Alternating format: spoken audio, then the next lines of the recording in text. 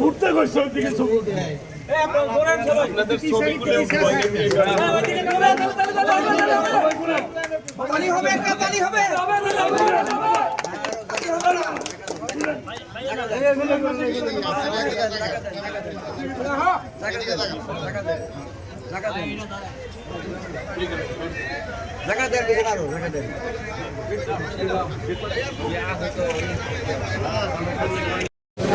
আল্লাহ রাব্বুল আলামিনের কাছে শুকরিয়া আদায় করছি অশেষ রহমতে আমাদের নেতাকর্মীর পরিশ্রম এর মধ্য দিয়ে এই টাঙ্গাইল সদরের জনগণ যে পরিমাণ আমাকে ভোট দিয়েছেন সকল ভোটারদেরকে আমি ধন্যবাদ জানাই, অভিনন্দন জানাই, শুভেচ্ছা জানাই। এই বিজয় টাঙ্গাইল জনগণের বিজয় হয়েছে।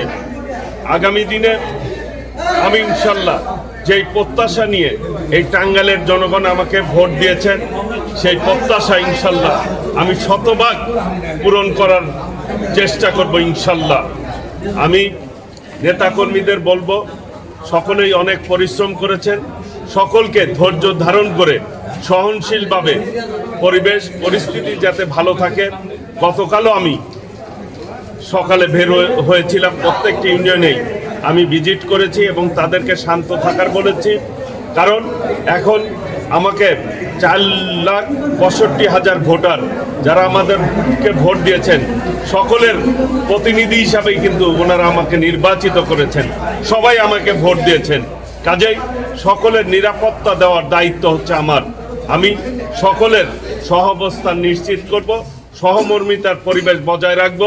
আমার নেতাকর্মীদের উদ্দেশ্যে বলবো তারা যাতে সকলেই শান্ত থাকে, ধৈর্য ধরে, কোনো উস্কানিতে কেউ পা না দেয়, কারোর সাথে কোনো বিবাদে কেউ না জড়ায়। সকলে মিলে আমরা সুন্দর শান্তির টাঙ্গাইল গড়ে তুলব ইনশাল্লাহ। মানুষের প্রত্যাশা, টাঙ্গাইল মানুষের প্রত্যাশা অবশ্যই আমি মনে করি যে আমার নেতা দেশনায়ক তারেক রহমানের প্রতি পূর্ণ আস্থা বিশ্বাস রয়েছে।